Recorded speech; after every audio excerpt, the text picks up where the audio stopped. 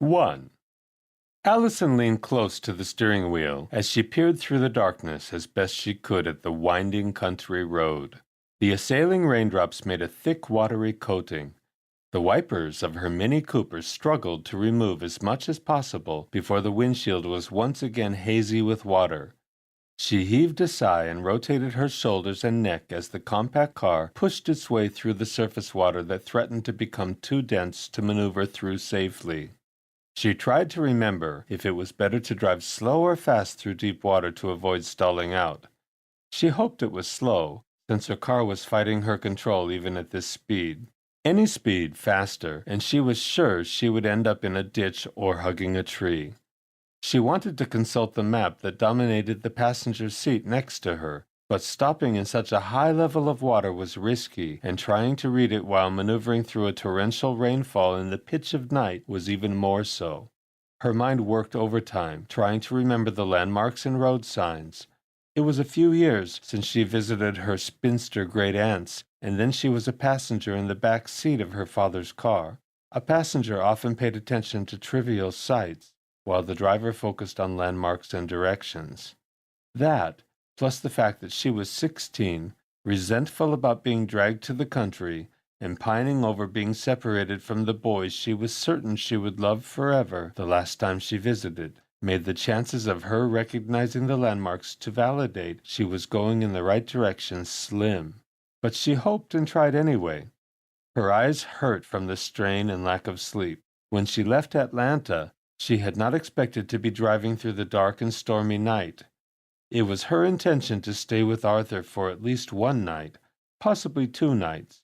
When Sarah answered her knock on the door, it was the last straw in their relationship. He promised that he and Sarah were over. She was foolish and naive enough to believe him when he repeatedly assured her that she was the only one for him. She recalled her mother's warning, "A leopard can't change its spots." Why hadn't she listened? It took the taunting smirk on Sarah Jensen's beautiful face as she leaned against the doorframe to get it through Allison's thick skull. The fact that Sarah was wearing the t-shirt that Allison bought Arthur as a gag gift last Christmas didn't help the situation. Even in her shock and anger, Allison couldn't help noticing the way the shirt ended just at the point that Sarah's long, slender legs began. Sarah's voluptuous curves tugged and pulled at the fabric in a form-fitting way that reeked of sensuality. A wave of sadness and inferiority swept over Allison as she remembered the few times she wore the shirt to sleep in. It hung mid-thigh and had plenty of room to spare. She hoped that, as she progressed beyond her 19 years to Sarah's 23 years, her body might fill out enough to resemble a woman instead of a teenager. She could not change the fact that Sarah was a sultry 5 foot 7 inches and she was a mere 5 foot 1 inch. But she could at least develop the curves that would take away the illusion that she was far younger than she was.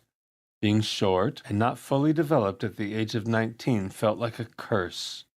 Arthur chased after her for the length of the driveway while he begged for her to let him explain. But what was there to say?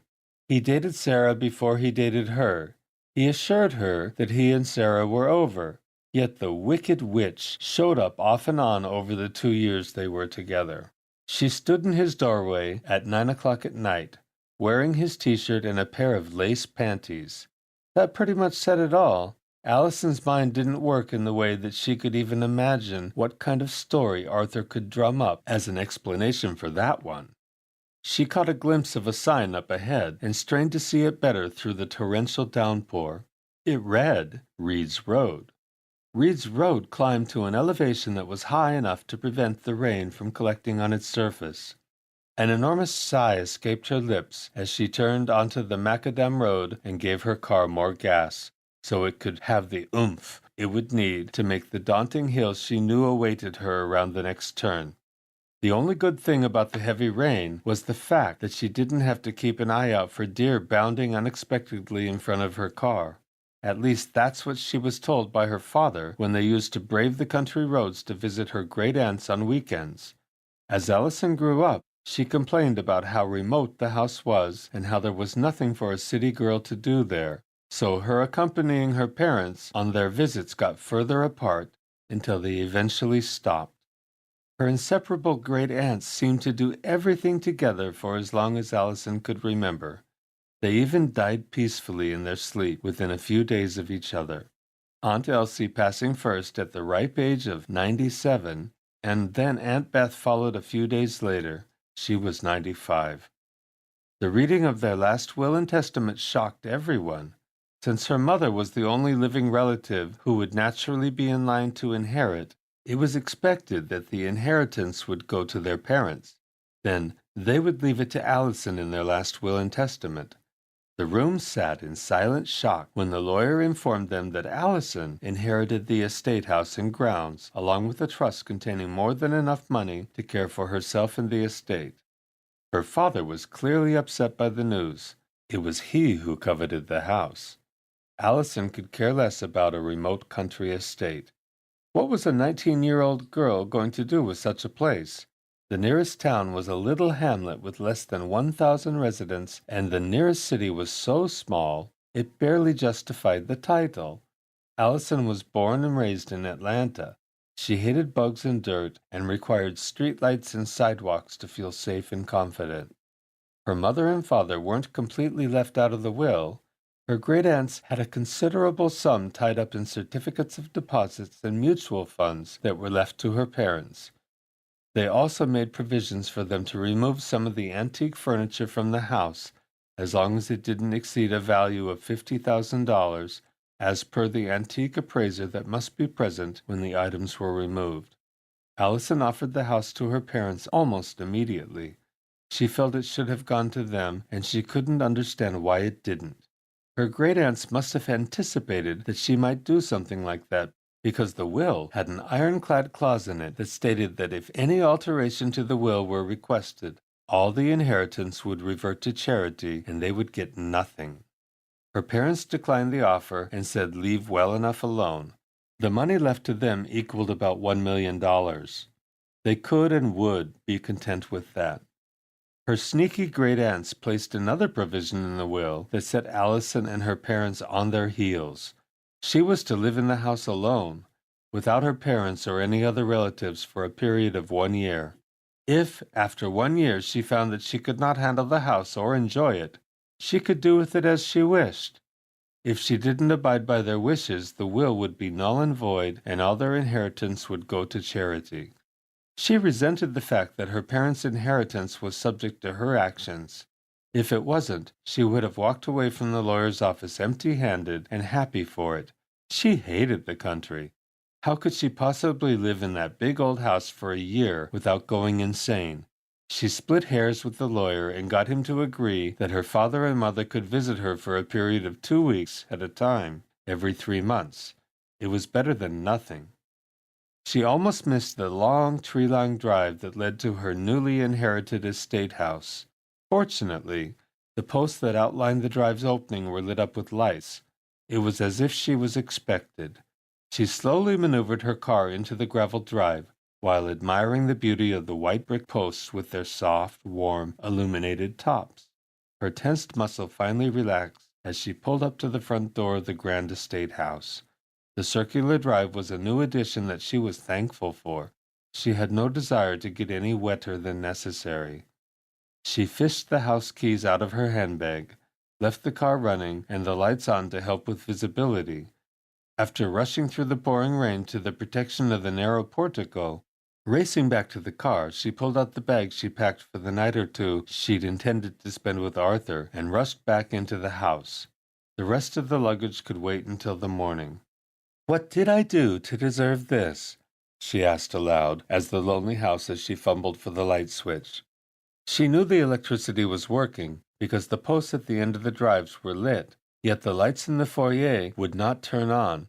With an exaggerated groan, she searched her handbag for the slender flashlight she kept in it for emergencies. A creepy feel swept over her as she looked around the lonely foyer with a weak and tiny beam. With a shudder, she moved to switch on the table lamp she spotted near the base of the stairs. Nothing. Sweat coated her face, neck, torso and hands, as she fought back the panic that came with the realization that she'd have to spend the night in a creepy 200-year-old estate house while completely in the dark. This just couldn't be happening. A loud thud from the back part of the house startled her to the point that she almost wet her pants. Screaming, she ran frantically back into the rain on legs that felt like melting plastic. She leaned against her car for support while she tried to decide what to do. As far as she knew, there was no motel in that little hamlet. She guessed the time to be around 1 o'clock in the morning. It would be difficult to find a place to stay in this backwards part of the state, even if she did know what direction to take once she left the drive. She tried to remember if she passed any motels on her way that would be close enough to drive to and that would be open, but she couldn't recall seeing any. Then she was so busy sputtering to herself about Artha and Sarah that she remembered little else about the drive until the rain intensified and forced her to pay attention. A deep male voice filtered through the pouring rain from the doorway of the house. "I didn't mean to frighten you." Alison looked around, but could see no one. She shrunk against the car as best she could. Was it a ghost? The house was old and creepy enough to have plenty of them. She used to insist there were some whenever her parents dragged her there for a weekend, but they would just laugh at her. She wondered if they would be laughing now. The portico light, the foyer light, and the lights in several rooms in the house went on, creating a warm, inviting effect on such an unfriendly night. She looked at the tall man who practically filled the door of the house with both wonder and awe. She could not remember seeing him before. He was a face she would remember, no matter how pouty, whiny, and distracted by boys she might be. "You should come in, out of the rain, before you develop fins," he drawled with a mild amusement. Her teeth chattered as she managed to ask, "Who are you?" "Come in, and I'll tell you," he said with a cool, casual manner. Serial killer, rapist, kidnapper, and house squatter all came to mind as she inched her way toward the door. Her body visibly trembled, both from the impact of the cold rain and the nervousness of entering a lonely, secluded house in the middle of the night where a perfect stranger awaited. Her knees threatened to buckle as she put one foot after the other up the small set of stone steps. His strong arms reached out to support her by her elbows, just as she reached the top step and her left knee gave away. It was perfect timing. Her body fell against his in an embarrassingly unseemly manner. She inhaled his rich, musky scent as she placed her palms against his rock-hard chest and pushed herself away from him. His rich, soothing voice reminded her of a big cat's purr as he asked, "Are you all right?" Still unable to speak, Alison studied his face in hopes of recognizing him and being just a little more comfortable because of it. His deep-set, almond-shaped eyes were a remarkable rich tawny. They were framed by well-formed brows that were the same deep chocolate as his thick, wavy hair and high, distinctive cheekbones. His Anglo nose was centered over slender lips that she was certain echoed whatever mood he was in. Now they formed a warm, friendly smile. He wore a closely shaved beard and mustache that matched his brows and hair perfectly. She could detect a distinct cleft in his slightly squared chin that completed the look of gorgeousness. She found him breathtaking. Pushing past him, she entered the hall and stood in a puddle of water that formed from the dripping of her soaked clothes while saying, "I'm in. So, tell me, who are you, and why are you in my house?" "I'm guessing you're Alison," he said with a nod of approval, "which explains the untimely arrival." "It doesn't explain why you're here," she snapped. His tone was matter-of-fact as he said, "I live here. I'm the caretaker." "Not anymore," she said. Handsome or not, she wasn't sharing her house with a perfect stranger. "Now that I'm here, you don't need to be." "Are you firing me?" he asked with a raised brow. Suddenly, remembering the provisions of her aunt's will stating that the house came with a caretaker and a housekeeper who were to be allowed to stay on for as long as they liked during the 1-year period, she scowled. She couldn't fire him. "Where do you stay?" she asked. "There's a small guest house out back," he replied. She glowered at him with open suspicion. "Why were you in the house at this hour?" Look, it's clear you don't trust me, he said with a distinct sigh. Hopefully, that will change. As for why I was here, it's my job. There has been no late-night traffic on that drive for years. While I saw a car coming up, of course, I was going to investigate. What kind of a caretaker would I be if I didn't? What was wrong with the electricity? She continued. This is a 200-year-old house that could use some rewiring. When heavy storms hit, the main house circuit trips. It's common, he replied. Why didn't the drive lights go out? She asked. The guest house, a few of the outbuildings, and the drive posts are on a separate, newer circuit than the house, he said with a smile. Lucky you, she muttered. What about Wilma? Isn't she here? It's 1 o'clock in the morning. Wilma gets up early and puts in a full day, he chuckled. When he made no further attempts at conversation, she asked, Do you have a name? Are you always this insolent? He asked with a raised brow. When I'm forced to stand in a creepy old house in the middle of nowhere with a perfect stranger, I am, she snapped. My name's Nick, he said as he stared out the door. I can't do anything about the creepy old house in the middle of nowhere, but I can relieve you of the burden of the company of a perfect stranger for the night. It was clear she'd hurt his feelings, but she didn't apologize. She spoke the truth, and she never apologized for speaking the truth. She waited for him to close the door behind him and immediately bolted the lock. Then she ran to the back door and bolted it as well. Feeling somewhat more at ease, she grabbed her travel bag and headed up the winding staircase to the room she always occupied whenever she visited. It wasn't as grand as the master bedroom, but it was a place she was familiar with. Right then, at that time, she needed to feel the security of familiarity around her. The estate house was grand in its day and was still kept well.